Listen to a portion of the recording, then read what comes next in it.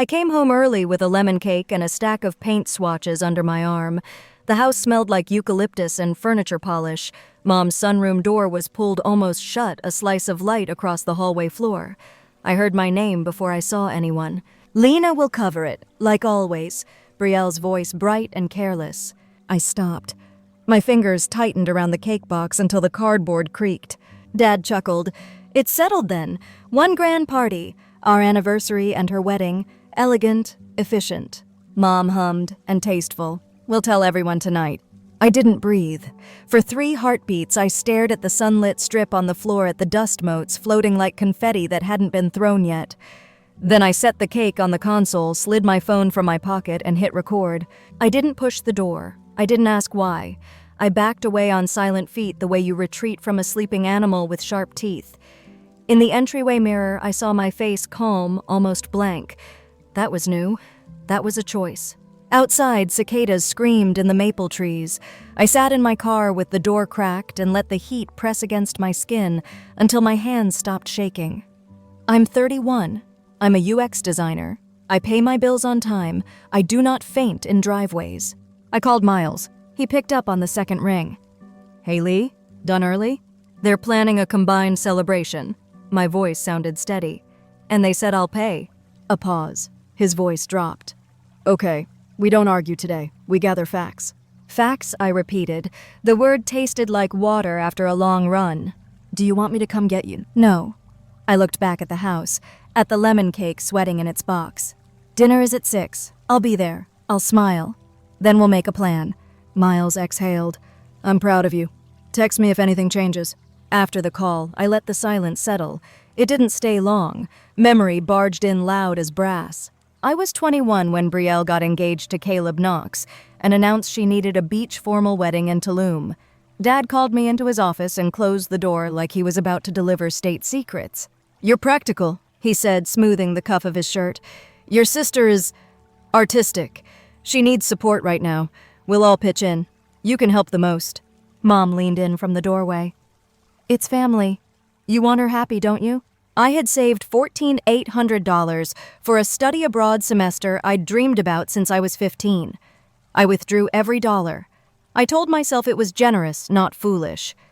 Brielle walked barefoot in pearl anklets under a flower arch that cost more than my first car. I worked 2 jobs and watched my passport gather dust. When I came back to the present, the cicadas had paused as if even they were listening. I picked up the cake and walked back inside. At 6, the table gleamed. Gold-rimmed plates, linen napkins, shaped like Shell's candles that smelled faintly of fig.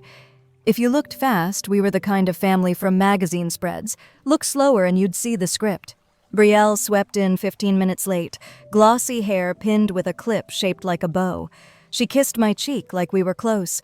Caleb followed, phone in hand, thumbs busy. Mom floated behind them with a glass pitcher of sangria, cheeks high with excitement. Dad clapped once. "We have news," he announced the way he used to announce promotions. Miles squeezed my knee under the table. He was my anchor when rooms tilted. Mom beamed. "We thought Victor and I thought that combining our 30th anniversary with your wedding would be symbolic. 2 love stories. 1 perfect day." "Beautiful, right?" Brielle spread a folder across the table. Tabs in pastel colors. I made a draft schedule. Cocktail hour in the atrium. Shared photo wall. Coordinated colors. Sage and champagne. It echoes my palette, but neutral enough for you, Lena. Dad's smile didn't reach his eyes. "And we'll take care of the messy details. Budget? Negotiations? You're busy." Everyone looked at me, they always did, waiting for my quick nod, my automatic yes. "Let me think about it," I said. The room tilted anyway. Not from panic, from the way their faces shifted. Mom's smile cracked. Dad blinked, then laughed too loudly. "Ever the analyst." Brielle's mouth opened. "Closed. I thought you'd be excited." "I'm listening," I said, folding my hands. "That's all." Dinner resumed, but the air had changed. I could feel the pressure like a hand at the back of my neck urging me to bend. I looked at the candles at their clear, perfect flames. They didn't bend. Miles passed me the roasted carrots and brushed my finger with his. Calm, his touch said. "Play long." I played. I asked questions. I took mental notes. Mom mentioned the Rosebridge Conservatory. Dad name-dropped the owner. Brielle waved her list. 200 guests. Minimal fuss if we just use my vendors again. 200. I kept my tone light. We were thinking 50. Dad chuckled like I'd told a joke. You'll thank us later. A real celebration takes a crowd. Miles took a sip of water to hide his expression. I knew that look. He was filing words away. After dessert, I offered to help in the kitchen. Mom rinsed crystal glasses like she was baptizing them. I posted a little teaser, she said, casual as a shrug. People are thrilled for us. For us, I repeated. She turned the faucet off and looked at me, all soft eyes and sugar. Don't ruin this with overthinking, Lena. You always do that. I dried a glass, counted to 4. I won't ruin anything. When Mom went to answer the doorbell, I wiped my hands and stepped into Dad's office. The family computer hummed on his desk. A legal pad sat open. Across the top in Mom's tidy handwriting, Aniv plus L&M, and below it a numbered list. Venue, caterer, music, Lena to reimburse. My stomach flipped once, not panic, confirmation. I didn't take the pad. I took photos. Click, click, click. Pages of notes, vendor names. A penciled total circled twice. 61,900. The monitor flickered awake when I brushed the mouse. An email thread glowed. Subject deposits Lena. My finger hovered. I didn't open it. Not yet. Not in their house. I slipped the phone into my pocket and returned to the kitchen, smiling. Coffee, I asked. My voice was smooth as the countertop. We left at 9. On the porch, Mom hugged me tight, her perfume clean and expensive. It's going to be perfect, she whispered. You'll see. In the car, Miles waited until we turned the corner. Well, they've already decided. They think I'll pay. They think I'll carry the whole thing on my back and thank them for the privilege. Miles drove in silence for a block. Then he said, do we fight at the table or do we build a case? We build. I stared out at the quiet street. Porch lights like watchful eyes. We build so well that when the moment comes, no one can pretend they didn't know. He nodded. Who's on our team? Jessica from planning, I said. She's seen families like mine up close. Evan from my team, he always spots patterns I miss. Your sister Mara. She doesn't flinch. And Mrs. Doyle, you know she hears everything. Validator anchor revealer, Miles said, smiling at the road. You're learning to cast your story. I'm learning not to be the extra. At home, I forwarded the photos to a private folder, then saved the audio from the sunroom. I named it Lemon Sunroom 01, which made me laugh for no reason other than it felt ridiculous to catalog your life like evidence. I slept badly. At 7:12 a.m., my phone buzzed. A bank alert. Unusual activity detected. A small charge. A bridal boutique I'd never visited. My mouth went dry. I stared at the screen until the numbers blurred. I breathed in. Out. I didn't call anyone yet. I made coffee. I fed the cat. I opened my laptop and drafted a list titled Boundaries for Real. Short sentences, clear lines. No new contracts without my signature and Miles's. Guest list, max 60. We choose venue. My contribution capped and written. No sharing dates. No shared stages. No shared spotlight. When I finished, my hands had stopped shaking. In the quiet apartment, the list looked like a future I might actually live. At 9:03, Mom's post went live. 2 milestones. One unforgettable day, it read under a photo of her and Dad holding champagne flutes. The comments rolled in, heart emojis. So proud. Can't wait. I didn't sleep. I made coffee and a list, then I made another list. I kept them short. I needed sentences that were small enough to hold when things got loud. At 8:11 a.m., Evan pinged me on Slack. Evan, did you just make an RSVP page for a dual milestone gala? Me no. He sent a link. The page header shimmered with gold confetti. 2 titles stacked like a wedding cake. Victor and Elise, 30 years, and Lena and Miles ceremony. My work email sat beneath a billing contact line. Someone had used my company address to legitimize the page. Evan's cursor blinked in the doc history. It was created from a Gmail he typed, but the owner added your email as the payer. Rookie move. I took screenshots. I saved the page to PDF. I made a folder called Arcadia Receipts. The folder name made me smirk. If my family wanted a stage, I would give them one with lights bright enough to see the wires. By 9:00, I called Jessica. She worked 2 floors below me in events and had a 6th sense for family politics. Your mom left me a voicemail, she said without hello. She wants a sister first dance and communal vow blessing. Who even says that? She also wants my wallet, I said. Is this normal? No, Jessica said flatly. This is boundary erosion with centerpieces. I told her about the RSVP page. They set it up like a corporate launch, I said. My email, my name on the billing line. Forward me everything she said. I'll help untangle vendors. But Lena, make your boundary loud, in writing, and soon. I hung up and opened my bank app. A new charge winked up at me. Lumiere Collective, 648.20 talents. The note field read, Ivory lantern set plus installation fee. I didn't buy lanterns. I didn't book anyone to install anything. My thumb hovered over report. I pressed it. The fraud rep put me on hold to reach the merchant. Classical music tinkled while I stared at my list. The cat hopped onto my desk and knocked the lemon peel I'd been twisting onto the floor. The smell was bright. My brain felt less foggy. Miss Rowan. The rep came back. The order was placed by someone named Brielle Morrow. She claimed to be authorized. She is not, I said. Flag every vendor on that list. Require my verbal code for all charges. Done.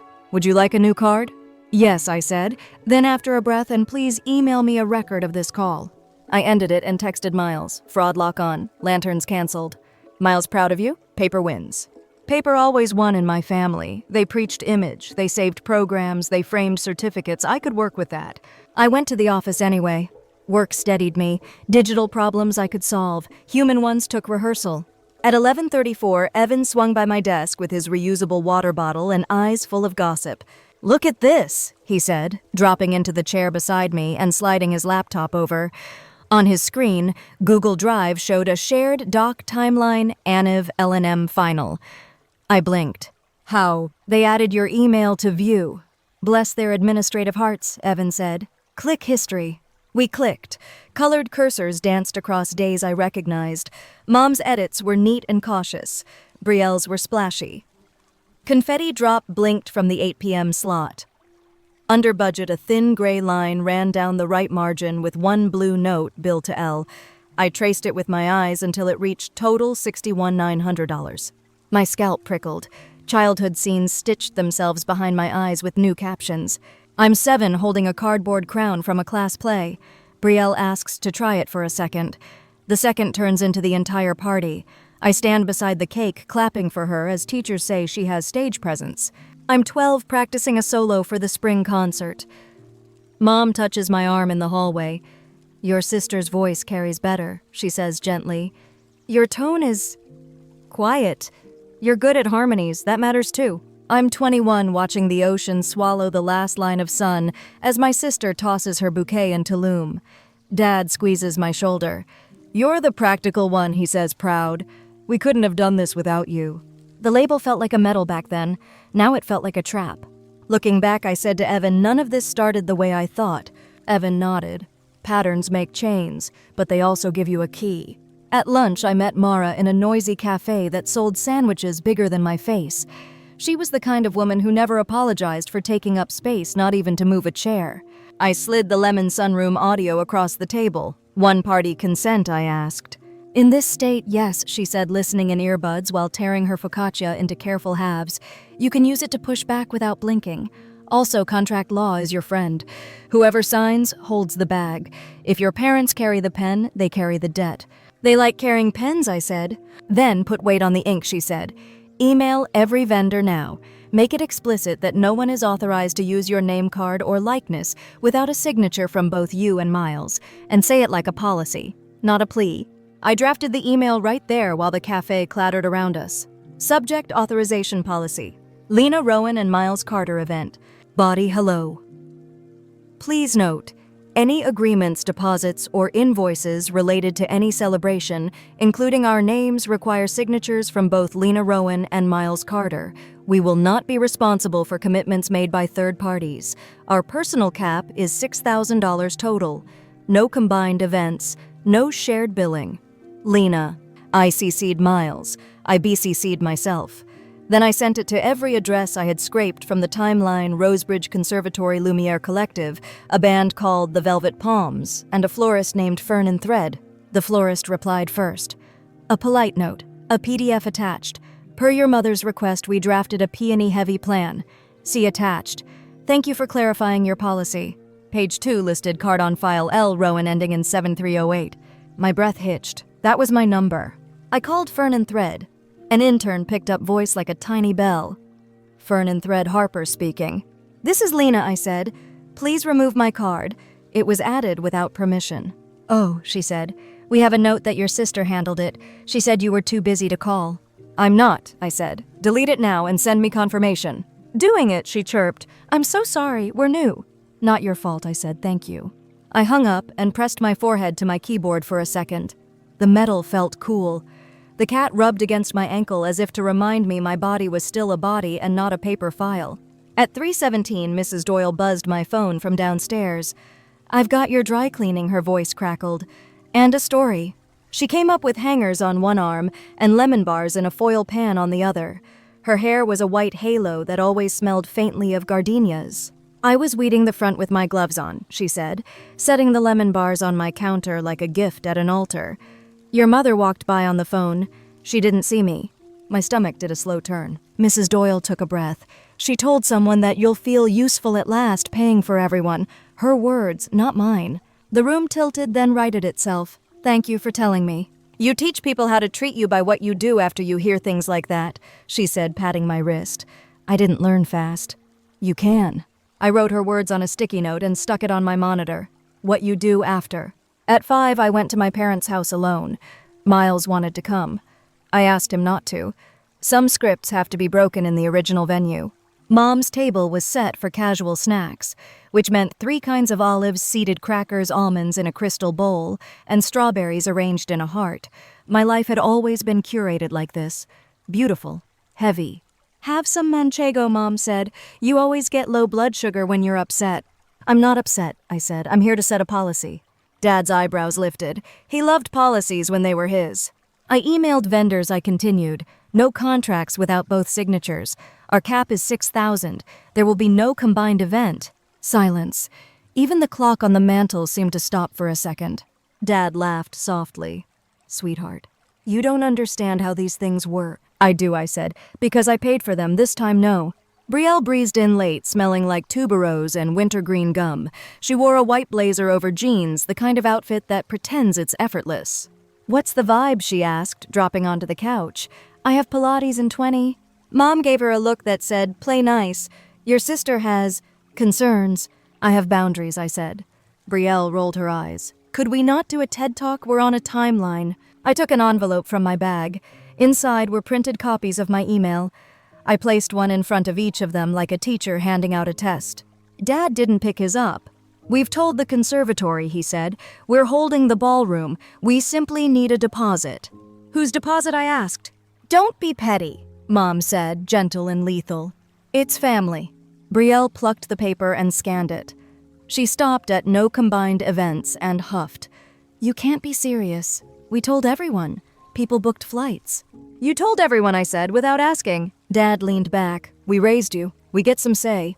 You get love, I said. You don't get my wallet. The clock remembered itself and resumed ticking. Mom's face shifted, softening around the edges. We just want it to be beautiful, she said. You always choose small. You'll regret small. I won't, I said. I'll regret pretending. Brielle stood. I'm not listening to this. I'm going to be at the conservatory at 10 tomorrow. They'll need a card.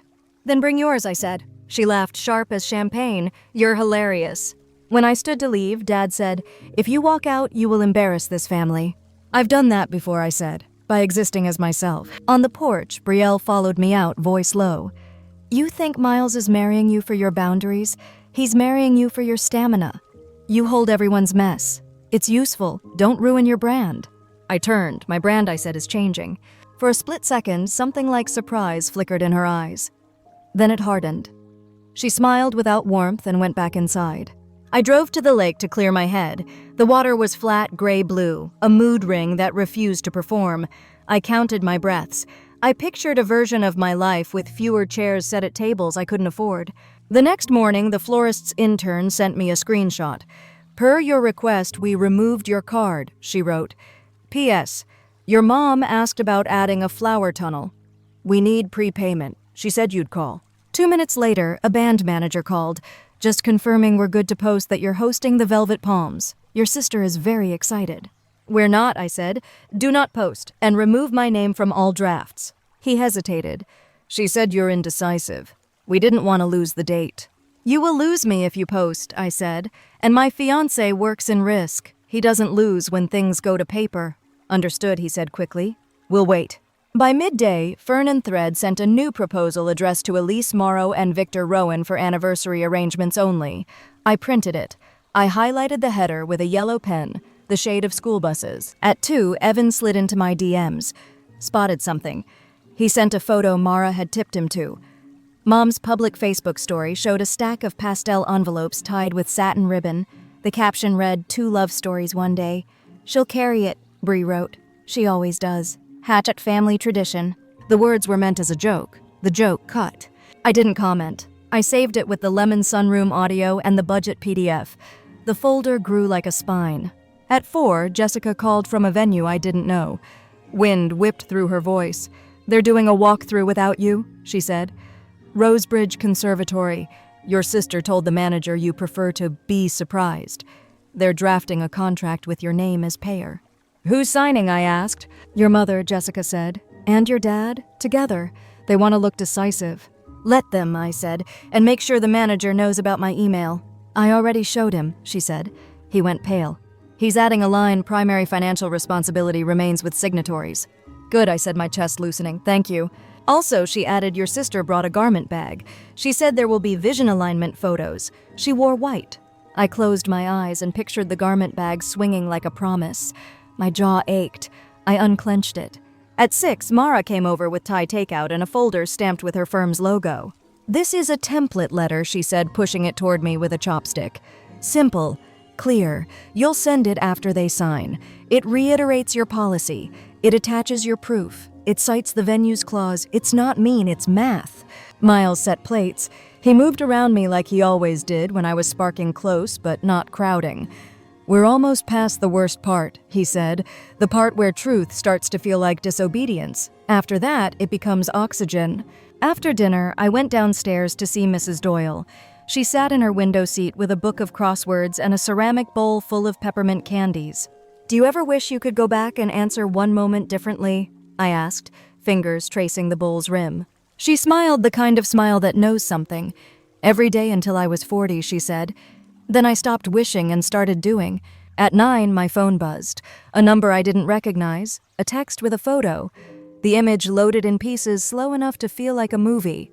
A receipt. Celine Atelier, custom overlay, gown rush. Fee, $3,200. Bill to L. Rowan, 7308, authorized by B. Morrow. Below it, a caption from the sender, thought you should see this. Harper, Fern, and Thread. She posted it in a vendor group like it was clever. Heat rose up my neck. I didn't yell. I didn't call. I sat at my kitchen table and felt the line inside me set. It felt like the click of a seatbelt before takeoff. I sent the receipt to my bank's fraud team. I canceled the card. I printed the invoice and tucked it into Mara's folder next to the Lemon Sunroom transcript. Then I wrote Brielle a text I had rewritten 10 times and never sent. Lena effective immediately, you are not permitted to make any purchases or commitments in my name. Any contracts signed by Mom and Dad are theirs. There will be no combined event. She read it instantly. The dots bubbled, stopped, bubbled again. Brielle, grow up. This is family. Lena, exactly. I switched my phone to Do Not Disturb and poured water into a glass that used to be my grandmother's. It had a tiny chip on the rim that I always align to my left so I don't cut my lip. Small caution, big payoff. My grandmother taught me that with recipes. I was late learning it with people. If you're reading this and you've seen a pattern that keeps writing you out of your own life, here's the first key. A pattern is loud if you stop pretending it's music. When I stopped dancing, I could finally hear it. I woke before the sun. No alarm, no dream. Just the click of my brain turning on. Coffee, shower, hair pinned back, dark jeans, a white shirt with sleeves I could roll. I slipped Mara's letter into my tote. I added a thin folder labeled Arcadia Receipts in black marker. I checked the recorder app. Green light, working. At 8:03 a.m., Evan sent me one line and a screenshot. Evan, they're bragging in a vendor Slack. The screenshot showed a thread in a private group. Brielle's profile photo, open mouth, perfect teeth. Don't worry, she always carries it, she'd typed. A florist reacted with a champagne emoji. A DJ added a confetti gif. Underneath my full name was pasted 3 times. Bill to Lena Rowan. I saved the image and closed my eyes until the burn faded. At 9:10, Mom texted, "Meet at Rosebridge at 10. Bring your smile." A smile is not a document, I thought. Miles found me at the door knotting his tie. "You're sure you want to go alone?" "Yes." I buttoned my jacket. I need to look the pattern in the eyes while I say no. He kissed my temple. "Take the permission you keep waiting to be given." The conservatory sat on a hill like a glass crown. Twin staircases curved to a terrace. Inside, marble floors held the light like water. A wall of lilies turned the air sweet and heavy. The manager greeted us in a suit the color of thunderclouds. "Ms. Rowan, welcome. I'm Amelia Lang." Firm handshake. Careful eyes. The kind of person who reads contracts and faces. Dad took the room like a host. "We'll need the ballroom and the east terrace. And the atrium for cocktail hour." Amelia smiled professionally. "We can discuss configuration after deposit." Mom drifted along the windows, touching nothing. "The light here is divine. It will flatter both of us." Brielle arrived late, trailing perfume and drama. Sorry parking. White blazer, garment bag, sunglasses perched like a crown. She blew me a kiss. "Have you recovered from your little policy phase?" Amelia gestured to a round table. Chairs, water and crystal, a slim folder. "We've drafted terms." I sat. I placed my folder on the table without opening it. Before anything I said meeting Amelia's eyes, "You received my email." "I did," she said. "Your boundaries are clear." Mom waved a hand as if shooing a fly. "Children, email bravado. We have a family agreement." "No," I said gently. "You have a habit." Amelia slid 4 copies of the contract across the table. Base fee, security, damage waiver, payment schedule. She tapped the second page. "Primary financial responsibility remains with signatories. We've added that in bold." Dad frowned at the clause like it had offended him on purpose. Unnecessary. "It's standard," Amelia said, voice even. Brielle leaned over the papers. "We can hand this to Lena. She's efficient. Numbers calm her down." "Stop," I said, not loud, not shaky, just final. "No one hands me anything today." Dad reached for a pen. "We're wasting time." "Wait." A young staffer had appeared at Amelia's shoulder hair, a little too long, nervous hands. His name tag read, Theo. He cleared his throat. "There is one more note." He looked at me. "Ms. Rowan, your card on file declined yesterday. We attempted a hold for lighting package." It bounced. Twice. The room did a slow, elegant spin like a waltz I hadn't agreed to join. I kept my face still. "It bounced," I repeated. "Because I canceled it," I said, turning to Brielle. "After you used it without permission." Brielle's smile held for half a second too long. Then she shrugged. "You're being dramatic. It's a hold, not a charge." "Unauthorized access is unauthorized access," Amelia said quietly. The lily's scent pressed closer, sugar-sweet and suffocating. I placed Mara's letter on the contract. "For your records," I told Amelia, "it confirms only Miles and I can bind ourselves. My contribution is capped at $6,000 total for my wedding. This," I touched the bold clause, "keeps you safe and clarifies who pays." Amelia read it quickly. Her mouth softened into a small, tired smile. "Thank you," she said. "I appreciate clarity." Mom sat finally and folded her hands like a woman in prayer. "Lena, be reasonable. You don't want to be the girl who ruined her parents' celebration." I laughed. I couldn't help it. A soft, surprised sound like air escaping a balloon. "I stopped wanting to be that girl when I was 21, I said. "You just never adjusted your script." Brielle tapped the table. "Let's sign. Amelia, we all know who will pay in the end." "The people whose names are on the line," Amelia said. Dad's pen hovered. He looked at me. It was not a plea. It was a dare. "Sign," I said. "If you want this, own it." The pen touched paper. Flourish. Victor Rowan.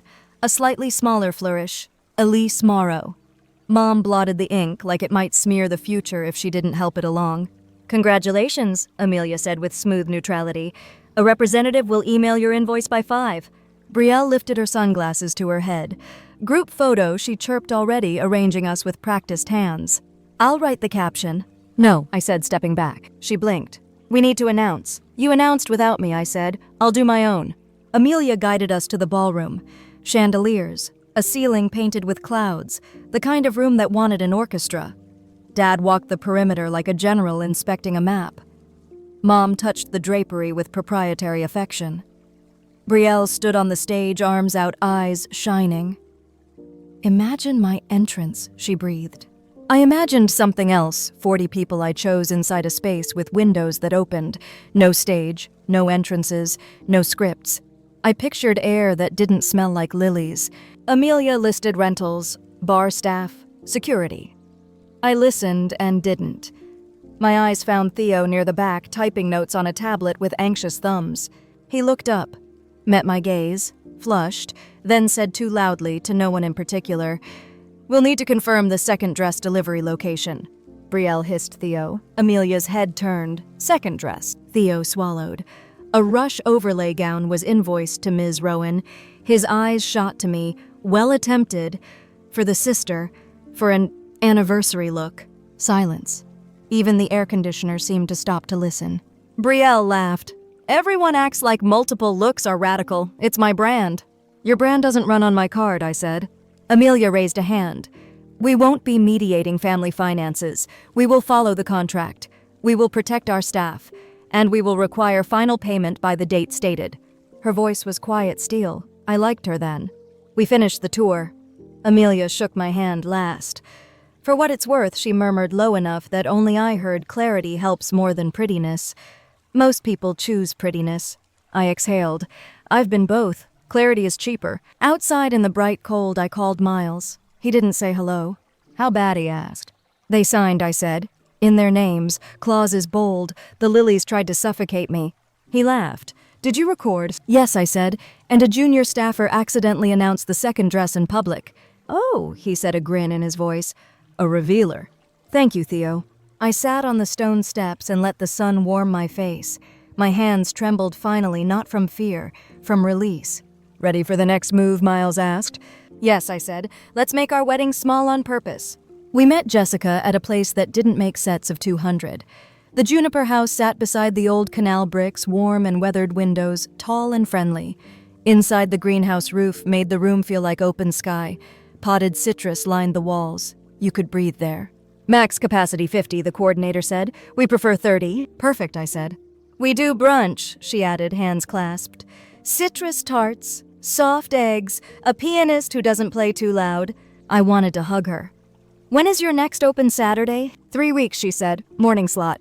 I looked at Miles. He nodded once. Calm as a dock. We'll take it, he said. The deposit was $200. I put my new card on the table and signed my own name with a pen that didn't make a flourish. It felt like inhaling after a long gray swim. We'll keep it off social, Jessica said. We'll call it a friend's workshop on the invoice so your mother's lurking cousin doesn't squeal. Make it boring, I said. Boring saves lives. We sat on a bench in the sun and ate croissants that flaked everywhere. I didn't brush the crumbs off my lap. I let them fall. I liked the mess that came from my choices. Plan A, Jessica said, counting on her fingers, is them proceeding as if you'll cave. Plan B is you marrying at Juniper with 30 people and zero drama. Plan C is communicating so simply even your dad can't misquote you. And Plan D, Miles said, smiling. Dessert, Jessica said. Always cake for Plan D. That night, niece alert. My phone lit up with a FaceTime from Lola, age 9, Brielle's daughter.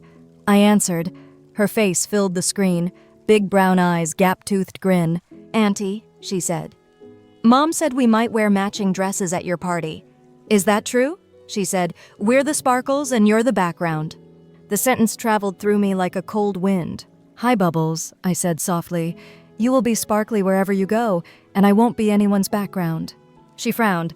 Background is bad. Background is fine for sunsets, I said. Not for people. Okay. She nodded, storing it somewhere small and deep. Can I read you my poem? Please, I said. She read. It was about oranges and a dog and a girl who jumped over a puddle and didn't get wet. When she finished, I clapped and she beamed, and behind her I heard Brielle's voice in another room, muffled and fast.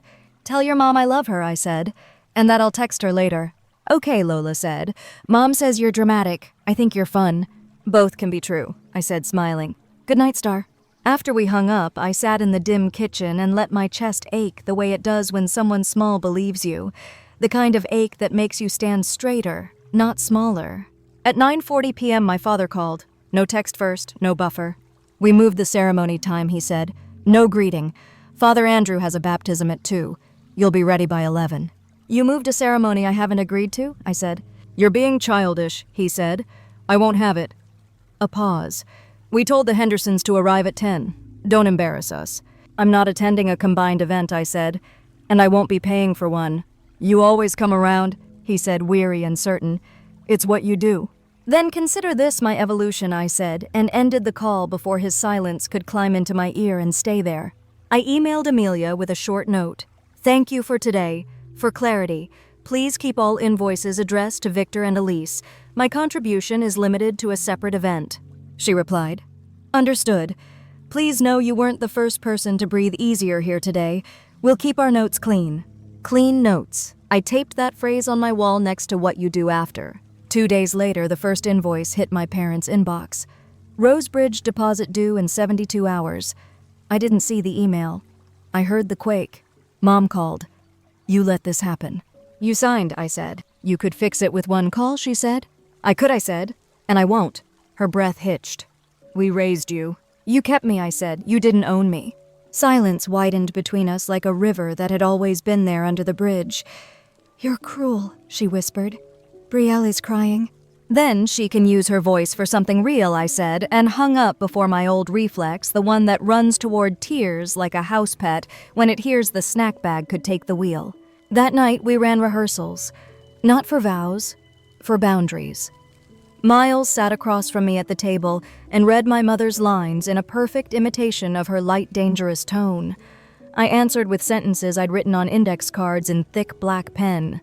No, that doesn't work for me. My answer won't change. Put it in writing. Silence after each one. Let it land, let it stand. Mara timed me. Shorter, she said. People hear 5 words. Make them count. We practiced until my body remembered the words without heat. Calm, no. Not a weapon. Offense. Evan showed up with dumplings and a mischievous smile. I have a gift. He dropped a USB drive on the table. Your mom's RSVP site I archived every version, including the one where Brielle typed, she'll carry it, metadata and all. Evan, I said, genuinely moved, why are you like this? Because people like your sister make careers for people like me, he said. And because I like you. He plugged the drive into my laptop and pulled up a tidy folder. Timestamps, screenshots, change logs. He had highlighted a line where the billing contact email switched from Brielle's Gmail to my work email at 1:47 a.m., then back to her Gmail after my vendor policy went out. Good faith evaporates around 2 a.m., he said. They always forget that logs don't sleep. I added the file to Arcadia receipts. The folder had weight now. When I carried it, I stood taller. Morning of the deadline. Amelia called me directly. I don't normally do this, she said, but I wanted you to know your parents asked to remove the bold clause. We declined. The deposit must be paid by 5 or the date opens. Thank you, I said. If the date opens, let it. I won't be using it. At 4:12, Mom texted a photo of a check with a trembling caption. We handled it. Are you happy? I looked at the numbers at the new balance line under her signature. My stomach dropped and steadied. This is not your bill, I told myself out loud. This is not your consequence. I typed back one line. I hope you enjoy your anniversary. Brielle called 20 seconds later. You're a monster! Hang up or speak without names, I said. Those are your options. You don't get to make rules, she spit. I'm not making them, I said, calm now. I'm following mine. She hung up with a sound like a door slammed in a movie. We ate pasta on the couch. We watched a cooking show with the volume low. At 9, I opened my laptop and drafted a short post. Not a clapback, not a speech, just a message with no heat. We're keeping our ceremony small. If you're invited, you'll hear from us directly. Thank you for respecting our boundaries. I posted it to my page. I didn't tag anyone. I turned off comments. I brushed my teeth. I washed my face. I stood in front of the mirror and said the thing that felt silly until it didn't. I'm allowed to choose peace even if it looks like war to other people. The next morning, Ms. Lang emailed a confirmation deposit received. Balance due 2 weeks before event. In the CC field, I saw 2 addresses my parents', Brielle's, not mine. I printed the email and slid it into the folder behind the Lemon Sunroom transcript and the RSVP archive. I labeled the tab they chose. Then came the package. It arrived at noon, a rectangular box with Céline Atelier stamped in silver. Addressed to me. Brielle's name in small letters under care of. The delivery driver asked for a signature. I declined and stared at the box like it might sprout teeth. I texted photos to Mara. Do I open? Mara, number refuse. Photograph. Email the atelier, not mine, then store it in the building office until they retrieve it. We followed her steps. The atelier replied in minutes. We apologize for the error. Our client used your address without permission. We've updated our record. Attached was a screen grab of their internal note. Payment source flagged. I added it to the folder under a new tab they borrowed my name. By late afternoon, my shoulders felt like a stone had rolled off. I hadn't won. This wasn't a game. But I had stepped out of a role and no one had dragged me back. The sky looked ordinary and new. At dusk, I walked to Mrs. Doyle's with a slice of almond cake. She opened the door in a blue cardigan and kissed my cheek. "How did the Marble Palace treat you?" she asked, settling into her chair. "It tried to drink me," I said, "but the manager had a spine and a claws." She smiled. "Fine people with spines. Borrow their language until yours stiffens." We sipped tea. She folded and refolded the napkin in her lap. "You know," she said, "some people hear no as violence. It is not. It's punctuation." On my way upstairs, my phone buzzed. A number I didn't know. I almost ignored it. Then I answered, "Ms. Rowan." The voice was tentative. Young. "Theo, I shouldn't call, but I wanted to say, I saw how they spoke to you. It was like you were furniture." I leaned against the railing. "Thank you," I said. "You didn't have to tell me that. I used to work weddings," he said. "My sister paid for her ex's band twice. People laugh about it later. I don't think it's funny." "It's not," I said. He took a breath. "Ms. Lang added a note to your file. If anyone tries to add your name to anything we call you. First, always. Tell her I'm grateful," I said, "and tell yourself the truth when people cast you as background. It creeps in fast." I hung up and stood there on the stair for a long minute, letting the ordinary hum of the building make a new kind of music. Someone cooked garlic. Someone laughed 3 floors up. A child cried, then sighed, then quieted. Life messy and uncurated right outside my door. I slept that night. Not long. Enough. Jessica texted at 8:02 a.m. "Sora can pin you at 10. Small atelier. Quiet. No audience." I needed quiet. I needed fabric that didn't come with family commentary. Sora's studio sat over a plant shop. Bells chimed when I pushed the door. Steam chalk and orange oil hung in the air. Mirrors lined one wall. A radio whispered Old Soul. "Shoes off," Sora said, smiling. "Stand on the box, breathe." I stepped up. She lifted my simple dress from a muslin bag. No beads. No train. Clean lines. Breathable. Mine. Pins clicked. Hem dusted my ankles. The cotton grazed my calves like a suggestion of breeze. Sora hummed. I watched my face in the mirror. Steady. Color in my cheeks. Both my feet on the box. The bell chimed again. I knew the perfume first. Tuberose. Brielle walked in like a headline. Mom floated behind her in a soft blue cardigan and too much calm. "What a coincidence," Brielle sang. "We were getting coffee nearby." Sora glanced at me. I nodded once. "Keep working." Mom clasped her hands. "Oh, Lena, that fabric is very you." She meant plain. Brielle pulled sunglasses from her hair and set them on the table next to a tray of tiny silk swatches. "You'll want contrast," she said, pawing through the pile. A bright lipstick print bloomed on one swatch. "Oops." Sora moved the tray. "Hands away from silk, please." Brielle pouted, so strict. She set an iced coffee on the nearest flat surface. The lid was loose. Condensation beaded on the plastic. Dark liquid slid toward the edge. "Careful," I said. She smiled with all her teeth. "Relax, it's decaf." Mom circled approving, critiquing, wondering out loud about elevating. She reached for the dress's hem without asking. Sora blocked her gently with a pincushion like a tiny shield. 20 more minutes, Sora said. "Then you can talk palette." Brielle's smile thinned. "Palette is my department." Her phone buzzed. She ignored it. Her hand knocked the cup just enough. Coffee jumped the rim. A brown arc flew. It hit my skirt. Silk shrieks in movies. Cotton doesn't. It just darkens, drinks, and stays. I forgot how to breathe. Oh, Brielle gasped. Hand to mouth, I am so clumsy. The studio went very still. Even the radio folded itself into silence. I'll fix it, Mom said. We'll buy you something nicer. Something with structure. Sora, show us your premium line. Sora didn't move. We will rinse the fiber. It may leave a shadow.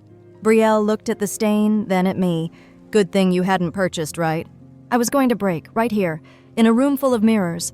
I lifted the skirt off the box by 2 corners. The stain spread like a slow bruise. Sora took it. Back room, she murmured, already gliding away with a basin. I stepped down. My knees did not give. My hands shook. I let them. Mom touched my elbow. It's fate, she said softly. You needed a new direction. Stay, I said. Don't follow her, please. Brielle laughed. Why, it's a dress, Lena. You make everything so dramatic. Something inside me clicked. Not a snap. A lock. I walked to the table. Sora kept a simple spiral notebook there beside her measuring tape. I took a pen. I wrote a short note. I tore the page out. I folded it once. Then I turned to Brielle. Do you want the truth, I asked, or the story you prefer? She blinked. Truth is boring. Good, I said. Today you won't be bored. Sora returned with the skirt damp and steady in her hands. We flushed it. The mark softened. Drying will tell the rest. She handed me a small padded envelope. This was in the garment bag your courier dropped last week by mistake, she said, not looking at Brielle. I tried calling. No answer. It's yours. I slid the flap open. A folded invoice lay inside. Celine Atelier overlay gown. Bill to L. Rowan 7308. A handwritten note at the bottom in looping letters. Rush for sister. She'll handle it. BM. My breath sharpened. Not panic, focus. I held the paper out. Brielle reached for it. I did not let go. You used my card, I said. She rolled her eyes. We've been over this. You changed the card. I moved fast. The time window was insane. Sora watched between us like a referee in a polite sport. Also, Brielle added, pushing her cuticles back with a thumbnail, please don't embarrass yourself in front of vendors. It makes us look disorganized. I smiled without my eyes. Quiet devastation beats loud drama. Mara's rule. Sora. I said, could we have the room? Sora checked my face, saw the line. 5 minutes, she said, and slipped out the back with the damp skirt. Mom sat. The chair creaked. What do you want, Lena? Names on bills to match signatures on contracts, I said. No shared celebrations, no shared payments, no shared stage. Brielle snorted. Stage, wow. I put the folded note I'd written on the table and slid it toward her. For the vendor group you posted in, I said, you left out a few details. Here's the revision. She opened the paper. My words were clean and unadorned. Do not tag me, do not bill me, I do not consent to combined events. She read it twice, the second time slower. Mom leaned forward. Honey, what happened to the girl who understood family? She grew up, I said. She bought her own pen. Brielle stood. She picked up her coffee finally and tossed it into the trash with a dramatic arc. Drops freckled the tile. Enjoy your boring little ceremony, she said. It will look cheap in photos. That's the point, I said. It will be real. They left in a cloud of perfume and friction. The bell chimed. The door shut. The room softened. Sora came back and draped the skirt on a form near a window with a small fan. Dry by afternoon, she said. If a shadow remains, we'll call it a story, not a flaw. I laughed. It broke something inside me. Pressure, not peace. Thank you. I paid the pinning fee and left a tip that made Sora blink. For the envelope, I said, and for the 5 minutes. Outside, gravel crunched under my flats as I crossed the lot. The sky was still blue. A child somewhere squealed. A bus sighed. My heart slowed. My phone buzzed. Theo. Are you near Rosebridge? They're here. They brought a printer. Me what? Theo Programs. They're printing drafts by the stage. You might want to see the font size. Every story has a moment where the floor you've been standing on goes from cold to honest. This was mine. I drove. Rosebridge's loading entrance smelled like paint and hot dust. Theo met me by a rack of metal chairs. He looked like he hadn't slept. They told Miss Lang you approved, he whispered. We slipped along a service corridor. The ballroom yawned to our left. 2 long tables were set with paper and ribbon. A man fed cardstock into a portable printer. Another fluffed the corners of a velvet runner. Mom hovered, pointing. Dad held a measuring tape like a scepter. Brielle sat cross-legged on the stage steps with a Sharpie writing places for VIPs. Theo nudged my elbow and nodded at a stack of proofs. I took one. Order of celebration. Victor and Elise. 30 years. Bold. Serif, 36. PT. Lena and Miles. Ceremony light script. 16 Pete's, 300. Arrival and anniversary toast. 320. Sister vow blessing. 340. Parents dance. 400. Lena and Miles exchange promises. 4:20. Cake for Victor and Elise. 4:40. Group photos. Brielle's list. I stared until the numbers stopped swimming. 340, I said. Theo swallowed. They put your vows under speeches. My fingers dug into the paper. It bent without tearing. I took a photo. Another. Then I set the proof back on the stack like it was delicate. Ms. Lang is with a caterer, Theo whispered. She hasn't seen these. She thinks you approved a quiet ceremony. Brielle looked up and spotted me. Her smile slid into place like a reflex. Perfect timing, she called. We need your middle name for the program. I walked to the table. I slid the proof toward her. Try again, I said. Mom smoothed the runner. We already had these set. Then unset them, I said. Dad's jaw tightened. You will not sabotage this. I lowered my voice. I'm not sabotaging. I'm editing. My event is not a prop for yours. Brielle hopped down from the stage and got so close, I could count the tiny gold flecks in her irises. Everyone knows you're shy, she said. Let the day be beautiful. Let the story be bigger than you. I felt the tremor start in my calves and roll up. I pressed my tongue to my molars, held my breath for 2 counts, released. Bigger is not better, I said. Louder is not truer. Ms. Lang stepped in from the side door like a stage manager sensing a scene. She took in the table, the programs, my face, Brielle's stance. What's happening? She asked. Miscommunication, Dad said smoothly. We'll handle it. You won't, I said. These go in the trash. My ceremony is mine. It will not share time with a toast for your golf buddies. Ms. Lang's eyes went to the proof. Your vows at 4 Sir, the line said, as if my life were a sideshow between speeches. She looked back at me. Something passed between us. Recognition, a small resigned anger I had seen in other women and wanted once never to carry. She reached for the stack, lifted it, and dropped it into a bin labeled recycling. The sound was small and perfect. New drafts, she told the printer, anniversary only, and a blank space where the second line was. Dad bristled. We will not be disrespected in front of staff. You signed, Ms. Lang said evenly. This is your event. Respect follows clarity. Brielle hissed through her teeth. You think being stubborn is a personality. You think being central is a birthright, I said. We stared at each other like mirrors that refused to copy. The room pulsed. The chandeliers hummed. Theo pretended to sort menus and shook slightly like a kid in a storm. I put both hands on the table and leaned in so only Brielle could hear. We're getting married at the Juniper House, I said. 30 people. Morning, no programs. She didn't blink. She smiled, slow. Does Mom know? She will not be invited, I said, still soft. Neither will you. Her nostrils flared. For a second, her face emptied of charm and filled with something hungrier. Then the mask slid back. You'll cave, she said. You always do. I straightened. Watch me. I turned to Ms. Lang. Please add one more note to our file. No one adds my name to anything ever. You call me first. Already there, she said. I thanked Theo with my eyes. He nodded, flushed, and looked down at his shoes. On my way out, Dad hissed my name. It came wrapped in all the years he thought he owned it. I didn't turn. The service hallway was cool and smelled like lemon cleaner. The exit door was heavy.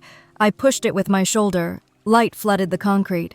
Outside, the air tasted like baked stone and cut grass. I sat on the low wall and let the heat soak into my palms. My phone vibrated. Miles. You okay? He asked. I saw the program, I said. They turned us into a bullet point. And he said, and the sky is still blue. He let out a breath that sounded like a laugh and a prayer. Come home. I drove with the windows down. The wind made my hair wild. I liked it. At home, I spread the day on the dining table like a map. Sora's envelope. the overlay invoice, the program proof photo, Mara's letter, Ms. Lang's email. Miles read in silence. He touched each piece the way you touch evidence when you finally believe yourself. Tomorrow, he said, we get the license. Then you go black on family channels. Only one point of contact, me. You'll be the firebreak, I said. I'll be the firewall, he said, smiling, stronger. At 8, someone pounded on our door. 3 sharp hits. I knew the rhythm. I didn't move. Miles did. He walked to the door and looked through the peephole. Your sister, he said. She knocked again. Open up, Lena. I know you're in there. I didn't. More knocking. Be an adult, she called. Discuss like family. I sat very still and watched the ice melt in my water glass. The condensation ran down and ringed the coaster like a tiny eclipse.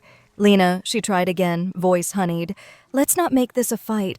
Think about Lola. Think about Mom's heart. Miles turned on music, low. Chet Baker. The trumpet made the room feel like water you could breathe. Brielle's last knock was softer. Don't do this, she whispered through the wood. Don't leave me on stage alone. She waited. I didn't answer. After a while, her footsteps faded. Miles came back to the table. He didn't ask if I was okay. He knew I wasn't. He put his palm over my hand until the tendons in my wrist stopped humming. At 10, my phone lit up with a new email.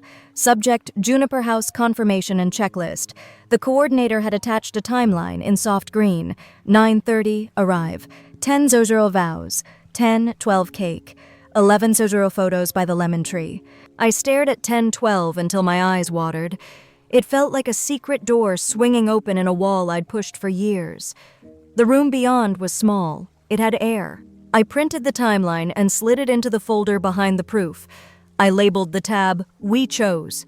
Before bed, I took the dress off the hanger Sora loaned me. The stained skirt would come tomorrow.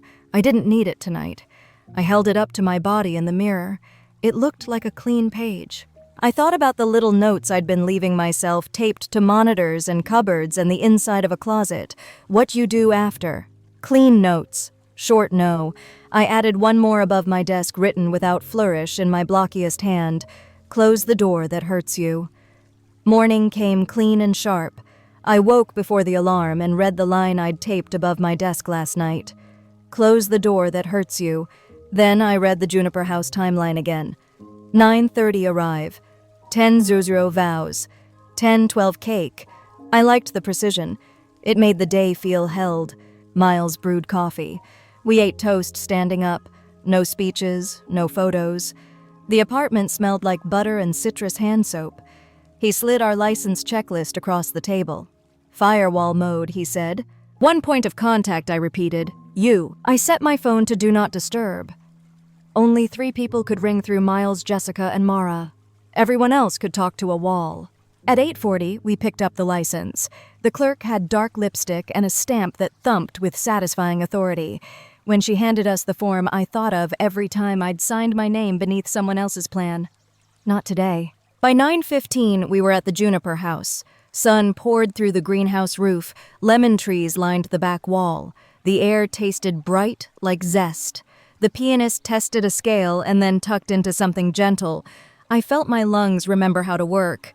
Jessica met us at the door with a whisper and a grin. Recon complete, she said, waggling her eyebrows. Rosebridge is chaos chic. Your father's on his 3rd shirt. Your mother keeps announcing a minor delay. Brielle is telling anyone who'll listen that you insisted on sharing her hairstylist as an eco-friendly choice. Of course she is, I said. My pulse slowed a notch. The plan was working, keep them busy. Keep us gone. We moved to a small room off the greenhouse. Sora had delivered the skirt soft dry with only the faintest ghost of a shadow that you could only see if you loved to look for flaws. I didn't. She'd tucked a note in the garment bag. A mark that survived is proof you made it through. S. At 9:28, Miles's parents arrived with flowers from their patio boxes tied with twine. Mara came with a thin leather folder and red lipstick that meant business. Evan carried a Polaroid camera and a roll of tape. Mrs. Doyle shuffled in with a tin of lemon cookies and eyes that went soft when they found me. You look like yourself, she said, and I almost cried because that was exactly what I wanted. We kept the head count small. 30, including the pianist. No seating chart. People found one another by warmth. the juniper coordinator pinned on my bouquet, a simple clutch of small lemons, white ranunculus bay leaves. It smelled like a clean kitchen. At 9:45, I took one staged photo in a borrowed robe against a blank wall. Then I texted the decoy group. Getting started. Running a bit behind, so excited. 3 bride emojis, 1 champagne glass. Just enough exclamation to sound like the version of me they preferred. Mom replied in seconds. Guests are seated. Father Andrew is concerned about timing. Dad Henderson's arrived at 10 as planned. Brielle sister photos at 11:30. Wear pearls. Stand on my left. I silenced them and handed my phone to Miles. He slid it into a drawer. The pianist switched to something slow that sounded like lace. At 10 Hoser, I walked down an aisle that wasn't an aisle, just a path between tables planted with herbs. The light fell across Miles's face in a way that brought out a softness I rarely saw in offices or arguments. My feet didn't float. They stepped. The floor held. Mara officiated. Not legal, Miles's dad would sign, but real. She kept it short. Promises are only heavy when you don't mean them, she said, smiling at us. Say only what you can carry. We said what we could carry. I won't use your steadiness as a shelf, I told him, voice steady. I won't let your quiet be mistaken for consent, he told me, eyes wet. When I reached for the ring, my hands didn't shake. The pianist paused. A bird landed on the greenhouse frame. The world kept going. We said I do. It felt like we were placing a brick in a wall we had built with our own hands, not the satin backdrop someone else had ordered.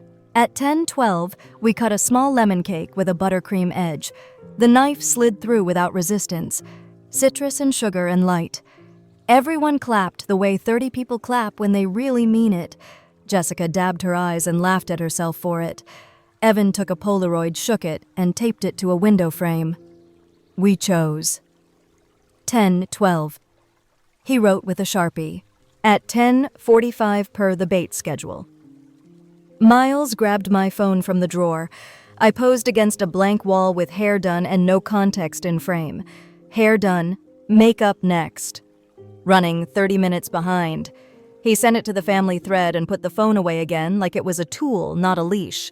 Jessica's updates from Rosebridge came to Mara's phone. 10:52. Guests restive. Your dad testing microphones. Brielle practicing a toast with the phrase, as the star of the day. No irony. 11:06. Ms. Lang is presenting the invoice schedule to your parents. Your mother's smile looks glued on. 11:19. Caterer asking if they reduce shrimp by 20% due to unknown bride ETA. Brielle told them to keep everything because it's our party anyway. Every update loosened a knot inside me I had been tightening for a decade. At 11:30, Evan handed out tiny paper cones of sugared almonds and snapped more Polaroids. Mara slid the license to Miles's dad. He signed with careful strokes that made the page look steadier. Mrs. Doyle hugged me once hard. I am proud of you, she whispered. Some of us took longer to say no. At noon on the dot, Jessica sent the report we'd been waiting for. Your mom just announced a 20-minute delay for a zipper emergency. The crowd made that theater sigh. It's a packed house. We sent our final decoy. Having a minor zipper emergency. Start without me. Be there in 20. Then I shut the phone off completely. No more bait. No more theater. Just cake crumbs and lemon oil and the person I had chosen. We ate. We laughed. Miles's father told a story about a time he tried to fix a leaky sink and flooded a powder room. Mara toasted to short vows, clean notes, and choosing your own table.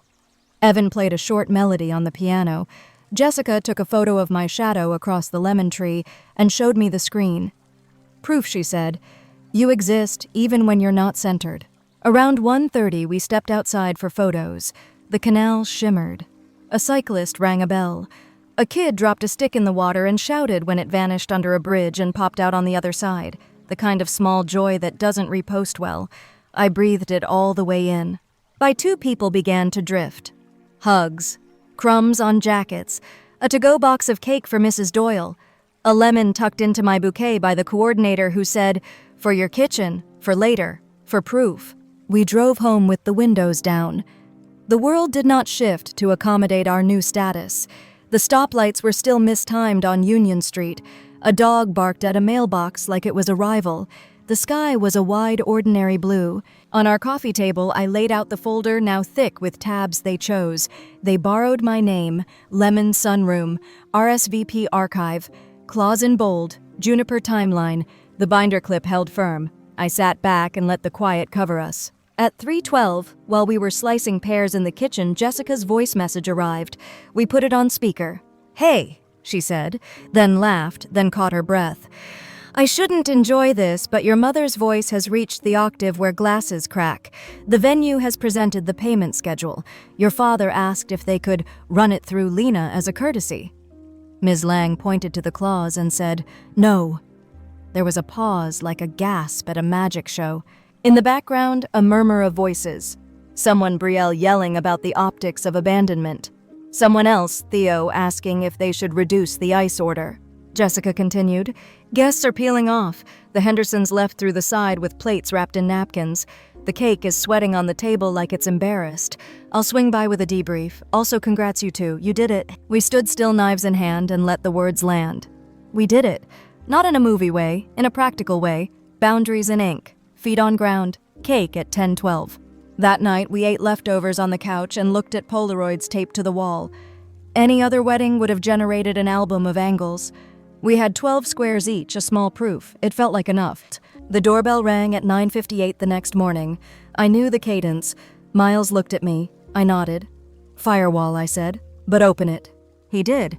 My mother stood in the doorway, lipstick, smeared hair set like a helmet. Dad behind her in a suit gone slack. Brielle off to the side in leggings and a hoodie, no mascara, a different kind of naked. Caleb lurked on the bottom step, eyes darting, looking like he regretted every RSVP in his life. "How could you do this?" Mom said. Tears. "After everything, we were humiliated." I stepped back and let them in. The apartment shrank around them, but not in the old way. Not like oxygen leaving, more like you've invited a storm into a room and realized you'd installed better windows. Dad didn't sit. He never did when he meant to dominate. "You are legally responsible for this bill," he said. "Don't test me." Miles stood at my shoulder and said nothing. He didn't need to. I walked to the table and opened the folder. This was the part we practiced. No heat, no scenes, receipts. I slid the Lemon Sunroom transcript out first. Pressed play on my phone. My sister's laugh filled the room. "She'll pay for everything. That's what little sisters are for." Then my parents' chuckles, soft and damning. Brielle's eyes flashed. "You record us now, creepy." "It's legal," Miles said, voice gentle. "One-party consent in this state." I laid down the RSVP archive printouts. The metadata highlighted at 1:47 a.m., the switch where the billing contact changed from Brielle's Gmail to my work email. Evan had labeled it in neon yellow. "Logs don't sleep." Dad looked from paper to me. He had the face he wore at tax time. "Fakes," he said, automatically. "Reflex over reason." Mara's letter next. The clause pulled and printed in bold, primary financial responsibility remains with signatories. Under it, Ms. Lang's confirmation email. Deposit received from Victor and Elise, balance due per schedule. Mom crumpled without falling. "They said you'd call with your card," she whispered, staring at the line like it could rearrange itself if she cried at it long enough. "I didn't," I said. "I won't." The Celine Atelier invoice with the note in Brielle's hand. "She'll handle it." The florist's email confirming removal of my card. Fern and Thread's intern apology. The venue's file note, "Call Lena first." The printed program proof with Sister Vow blessing above Lena and Miles' exchange promises. I arranged each page like a small quiet altar. Not to shame them, to honor the version of me who let herself see it. "This doesn't prove anything," Brielle said, voice softening into her pleading register. "It proves you hate me." "I don't hate you," I said. "I love you enough to stop feeding your worst self."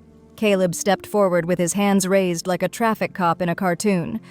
"So, just to be clear," he said, eyes on my parents, "you did this to her 5 years ago in Mexico, too."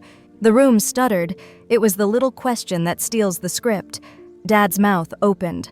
Mom's hands twisted. Brielle was quick with lies when it was only me. She stumbled with an audience. "That was different," she said thin. She offered. "I was asked," I said. "I said yes before I knew how to say no."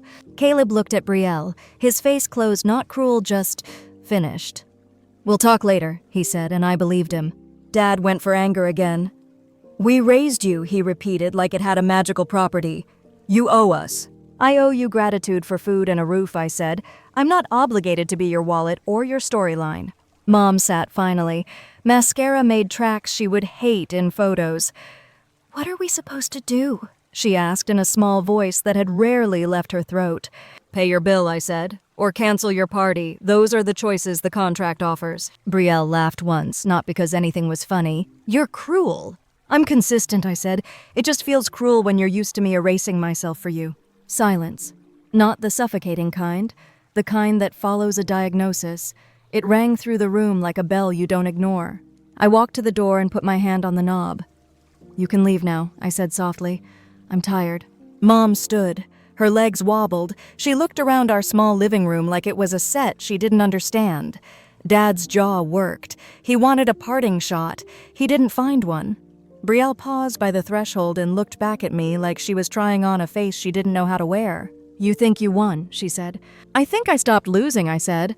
The door clicked. The sound echoed. It didn't hurt. Miles leaned his forehead against mine and breathed out. We stood there a long time in the quiet we'd made. My phone buzzed on the counter with a new voicemail. I didn't reach for it. I took the lemon from my bouquet and set it on the windowsill where the light was best. Proof. A small sun that didn't ask to be the center of anything to be bright. The lemon on our windowsill hardened by December. The skin wrinkled.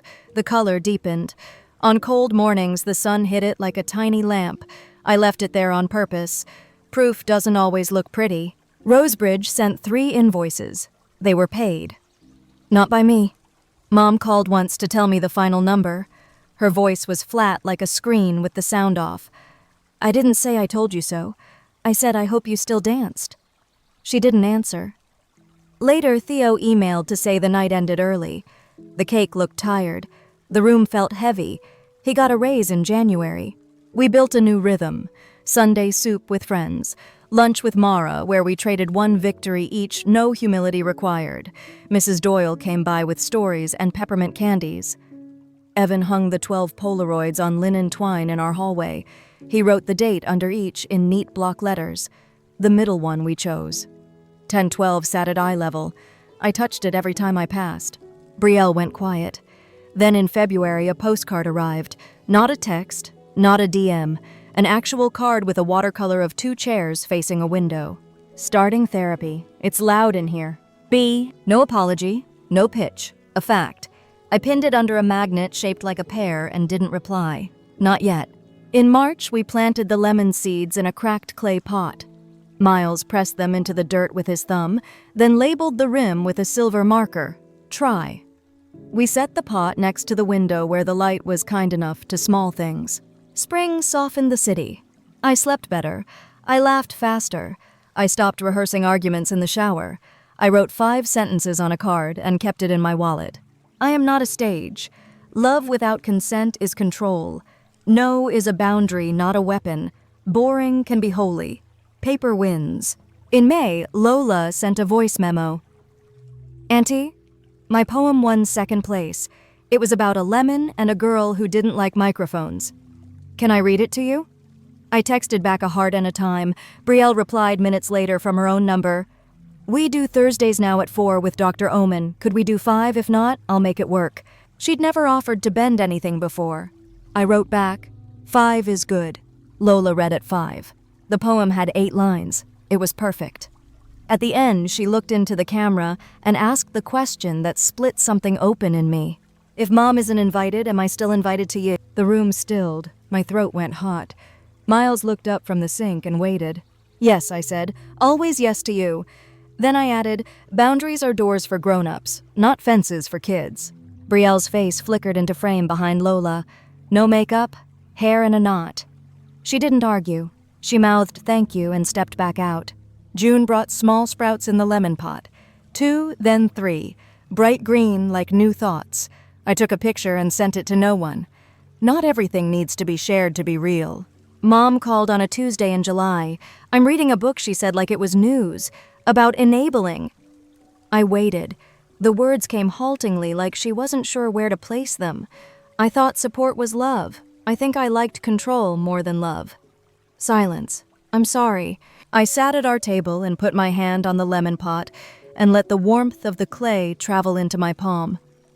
"Thank you for saying it," I said. "I'm not ready for dinner. I'm ready for short phone calls about books."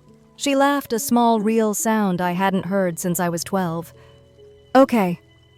Chapter 2.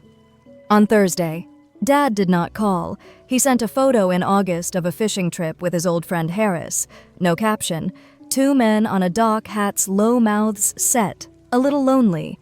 I texted back niece catch. That was all I had. That was enough. Late summer, we started volunteering Saturday mornings at the community center 3 blocks away. I taught a group called First Gen and Fierce how to write email boundaries without apology. We practiced subject lines out loud. Authorization policy. Clarifying my capacity. No combined projects. The girls laughed, then tried them, then told me what happened when they sent them. One said my aunt said I sounded cold. Another said my mom stopped asking me for my gas money when I said no cash until rent is paid with love. We clapped. Paper wins. Every time it does, a room gets more air. In September, Evan organized a tiny scholarship, 4 people at first, then 6, when Mara convinced her firm to match us for students who needed to cover one pricey fee so they could say yes to a bigger dream. We called it the Juniper Fund. The tagline made me grin every time I saw it on the little site Evan built, small table, big breath. We kept it quiet. We told only the people who needed it. By October, the lemon sprout had 3 leaves, the taller one bent toward the glass and then corrected, stubborn and sweet. I thought like a person learning a new posture.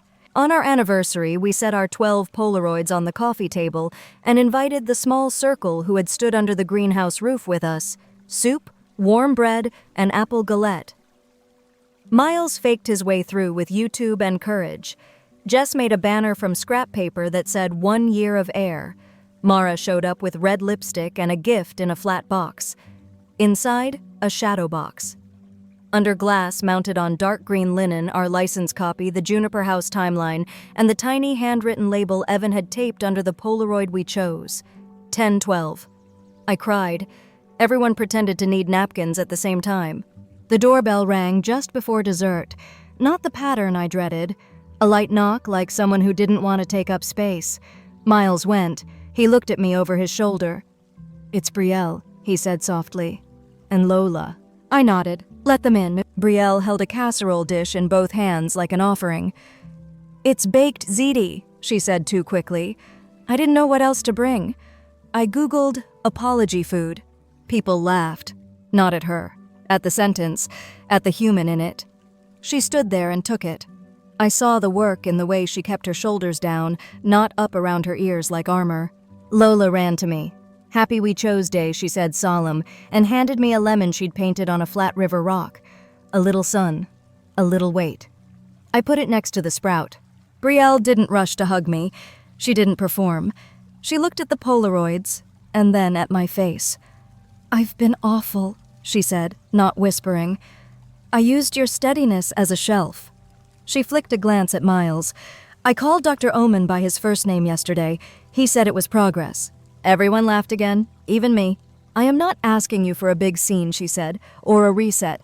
I'm asking if I can carry my part now. Money, calls, the hard stuff, quietly, off stage." I listened for the sales pitch that always hid in her big moments. It didn't arrive. "Start small," I said. "Carry your bill." She nodded. "I have a number." She didn't explain. She didn't justify. She held the sentence like a weight only she could lift. "Also, Caleb and I are taking space." She glanced at Lola. "We're learning how not to use people like furniture." Mara cleared her throat softly. "There's room at the table if you can sit without rearranging the chairs." "I can try," Brielle said. "Trying is all I have right now." We ate ziti with our apple galette and pretended it was a normal pairing. Normal isn't a single flavor. Sometimes it's sugar on top of tomato because that's who showed up and what they brought. After dessert, Lola curled up beside me and traced the leaves on the lemon sprout with a fingertip. "Will it ever be a real tree?" she asked. "If we keep repotting when the roots hit the edge," I said, "if we give it sun, if we don't flood it when it's thirsty, and if we prune what doesn't grow clean." She nodded like she was collecting steps for a secret. "Can I have a leaf when it's big enough?" she asked. You can have the first lemon, I said. Brielle watched us. She didn't interrupt. She didn't turn it into a post. She just looked tired and soft and present. I had never seen her present for this long with no script. People left in ones and twos, hugs at the door. A borrowed jacket returned. Mrs. Doyle pressed a peppermint into Brielle's hand with the gravity of a queen knighting a soldier. For honesty, she said, it makes your breath better. When the door closed, the apartment went quiet in the warm way. I washed 2 plates. Miles dried. The lemon sprout glowed chartreuse in the lamplight. Do you think it sticks? He asked. I think she's trying, I said. I think trying is the new metric. He kissed my temple. I like our metrics. Before bed, I took the card from my wallet and added a 6th line. Try is a promise you make to tomorrow. The lemon on the windowsill wasn't the same one from last year anymore. It had collapsed and fed the soil. The seed was the proof. The sprout was the plan. The tree would be the life. If you've come this far with me, thank you. If you're standing at a door with your hand on the knob and a room full of people telling you it's cruel to close it, here's my question for you. The one Lola asked me in her own way. Who still gets an always yes? And how will you keep that promise without erasing yourself? Tell me in the comments. Someone will read it and realize they're allowed to plant something small and call it a start.